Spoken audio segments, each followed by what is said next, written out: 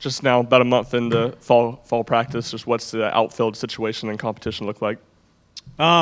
It's still a sense of heavy competition out there. I think we're getting probably what most colleges across the country are getting is excitement at times from freshmen, and I wouldn't say frustration. That's not the right word because they're such good kids we have. But with freshmen, there's just a lot to learn. In particular, with a position that you just don't get that many reps or coaching in high school based on just the way things are laid out. It takes a very talented kid to be able to take to that position at an SEC or just collegiate level right away.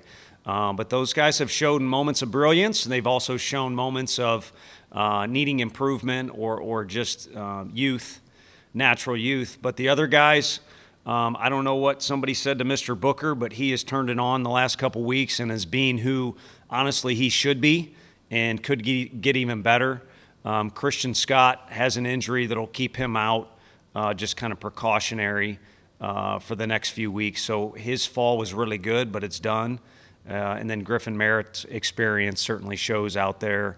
And he's just an older guy that knows how to work his way around the park and certainly get through an at-bat in a mature fashion too. So heavy competition, several guys will be used, and that's probably not something that will be decided until SEC conference play rolls around, to be honest with you.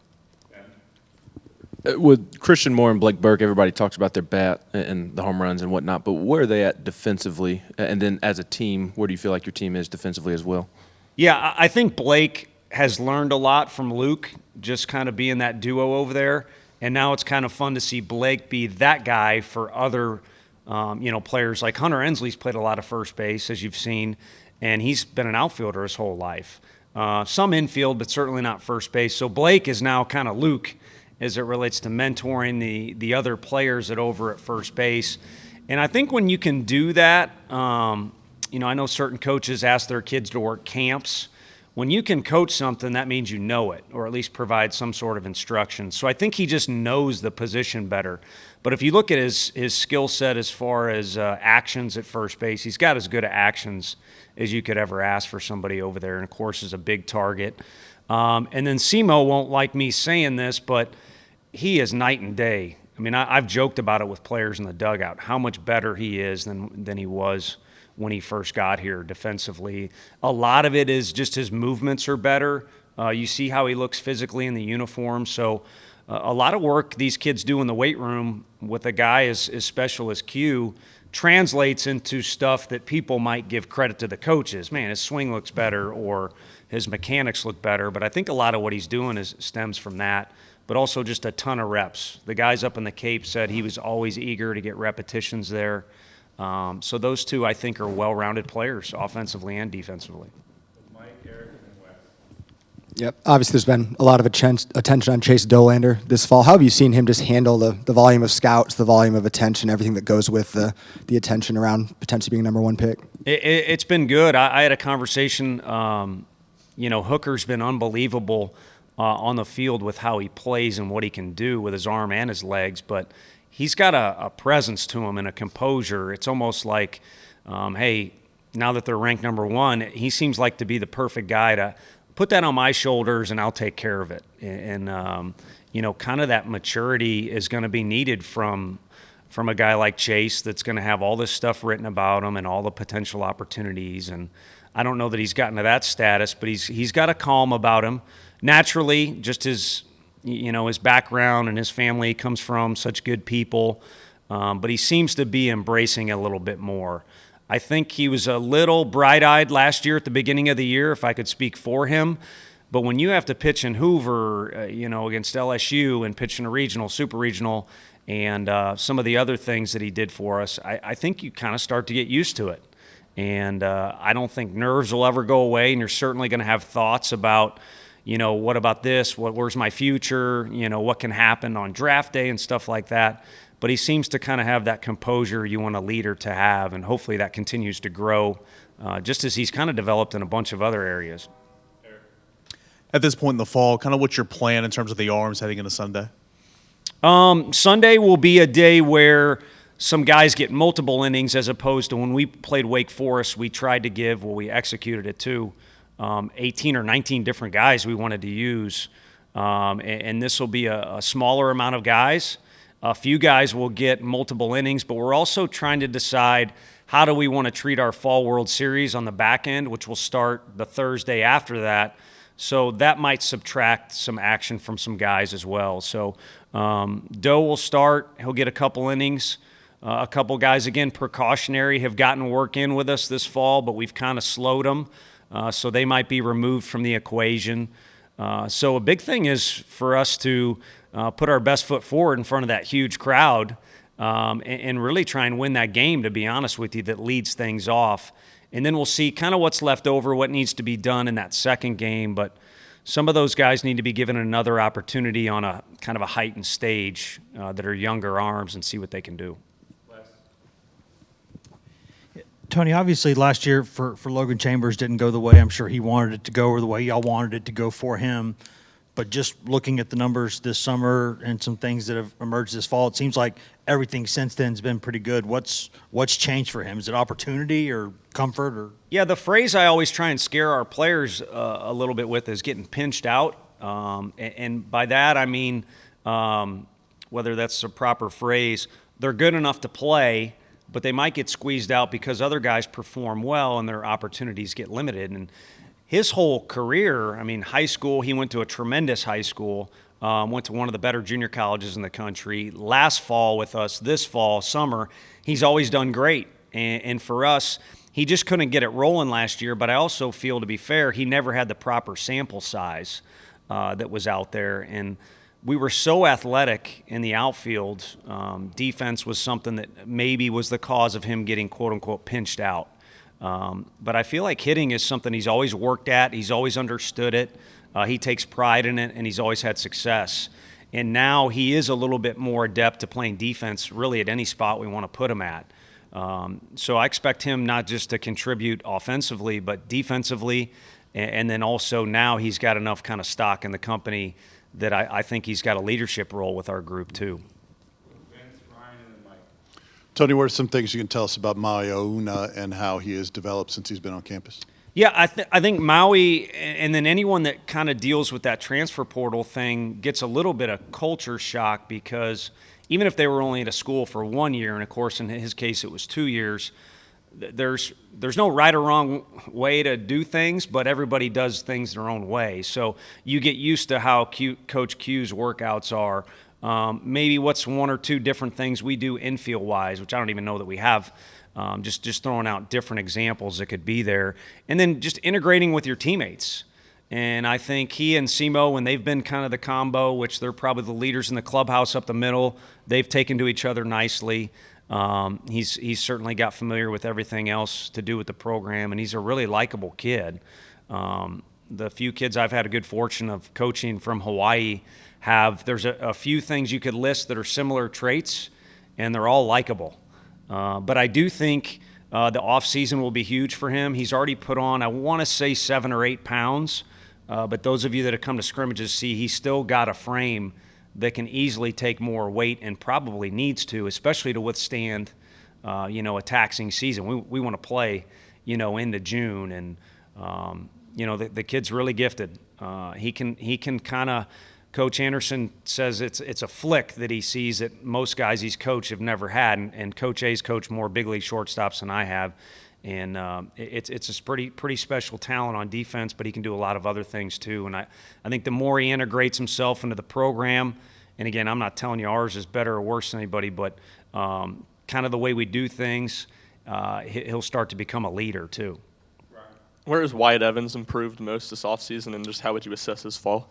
It's interesting, and I'll just air it out because it's been, one of those things when you're driving or traveling. I've thought about him a lot, and he's gotten more athletic as it, pertains to defending his position, or PFP is what we call it.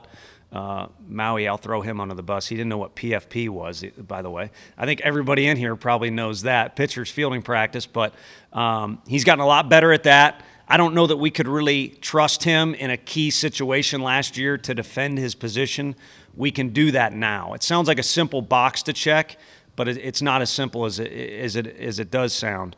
Off speed has gotten a lot better, but what's bothered me is the fastball command that he had last year hasn't shown itself.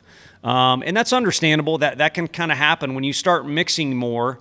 It is a little bit more of a challenge to keep that strike percentage where it needs to be. But last year he was so good and reliable with that fastball. He just didn't have much to go with it.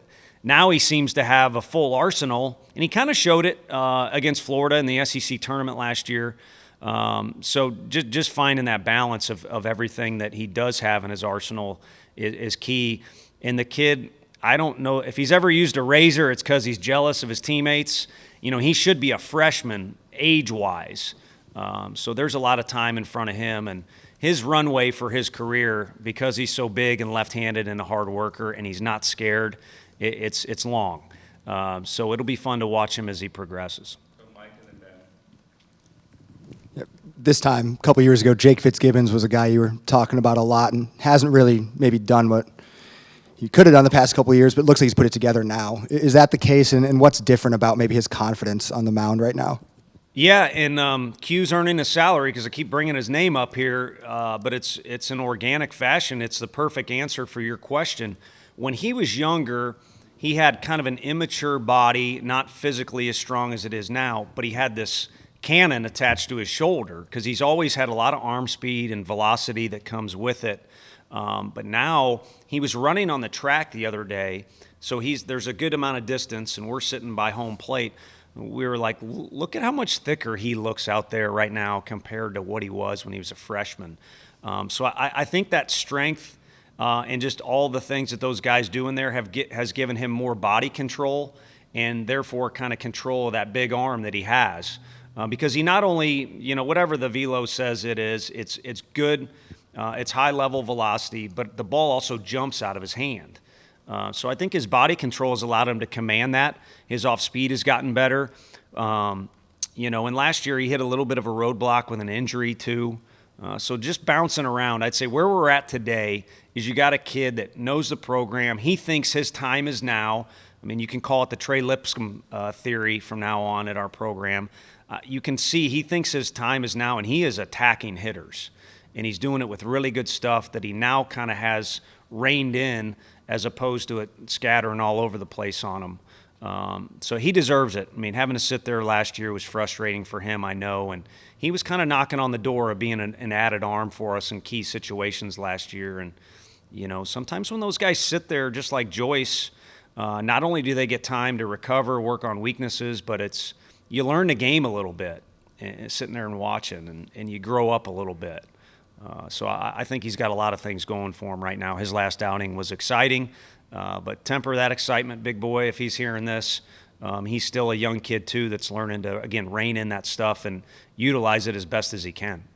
Tony, I know Zane has had some things out of his control that have made for a roller coaster fall for him, but have you seen him kind of adjust rather well to being here and kind of get into the flow of things lately? Yeah, I think he's adjusted well when he's been able to. A lot of kids come in the summer and start to kind of get to know each other, or they show up, Maui showed up real early even though he wasn't in summer classes. Zane, kudos to him, he went out and played ball. And this is another topic, but we're in a new era where a lot of guys don't like to go out and play summer ball. And sometimes that's the best thing for pitchers with their arms or a guy nursing an injury or something, but he likes to play. And he went out and did it, but what it meant was he didn't arrive here until kind of the final hour. So he was already behind the eight ball. He's gotten sick a couple times. I feel like almost everyone on our team has gotten a 2 or 3 day illness that's kind of run rampant through campus, I think. Definitely through our locker room, unfortunately. And then he's had some tragedies occur with losing some loved ones. And, all of us as coaches want tough kids. Tough is a very, how are you a tough golfer? Brennan can tell you about it, but it's different for each sport. But at the end of the day, these kids are all tough because of social media, and they get so much stuff thrown at them. And that kid's had more thrown at him than anybody I've been around in one semester. So he's a tough kid. He loves Tennessee. He's obviously very talented, and he really wants to win. I mean, that was a big thing coming here, is he wanted to, if and when he enters pro ball, he wanted to look back and say he's experienced, something like a regional, super regional, or I assume Omaha, every kid's dreaming of too. So we'll get there. He's just had to persevere through a lot. Take one or two more, Wes. Tony, how have things gone at the catcher position this fall, and how are things looking there?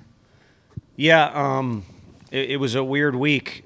Jared Dickey took one off the hand and had a slight fracture in his hand, and then Peyton Ebbing is a freshman who had arm surgery in high school, COVID again. He had missed so much baseball, and he's from a northern state, and then he gets injured again with us. So you really feel for the kid, and you also feel for Jared.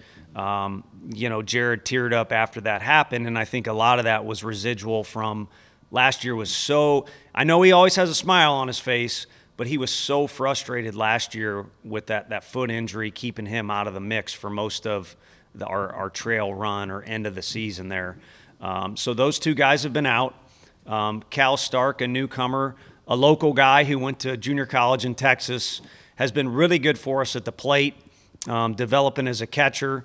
It's been a nice surprise to see how good he is at the plate. And I think he's a guy that's going to benefit from off-season time with Coach Q. And, again, that's a position where you got Coach E's throwing all this stuff at you to get you better, and Coach Anderson has high standards for how you work with the pitchers. He's going to benefit from time in the winter. Charlie's much more comfortable.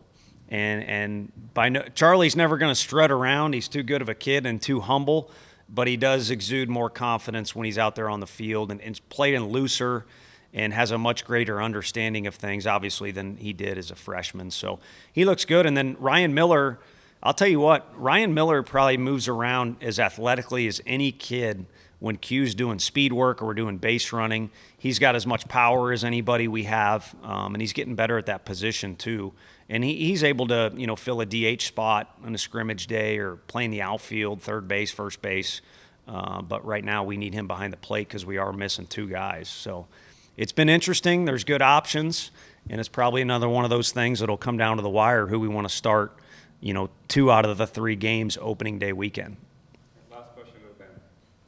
Tony, obviously you have a new core this year. How important has it been to keep the coaching staff intact and bring Q back? How has that helped the process of establishing the new core and all these new guys coming in and trying to fit all those puzzle pieces together? Yeah, you're in a new space, or at least we are, each year. Each year kind of becomes its own entity. And this group in particular, I think, I'm just kind of spouting off what I think and maybe what's been said in the locker room is just because you're in the SEC or just because you have a power T on your chest, it doesn't mean you're a superstar. Last year's team accomplished those things that people are celebrating. We're getting new lockers. I know everyone wants to know about construction. That'll come here real soon, but the administration's doing a lot of stuff for us this winter. And some of these guys need to realize that they're the benefactors, but they're not the ones that caused it. So culture is a huge piece for every program, but this year in particular for us, it's very unique. And to have Coach Q back, I think, is almost mandatory. I don't know what we would have done without him. But you're starting to see some guys emerge as leaders. It's going to take time. You don't just start leading. You have to work to do things that gain the respect that leaders get. And then your motives will be followed and your habits will be copied and your instruction will be listened to a little bit better. So it's been a process, but it's going to be a key part of our story, excuse me, as we move forward. There's no question. Thank you, Coach. Thanks, everybody. Thank you.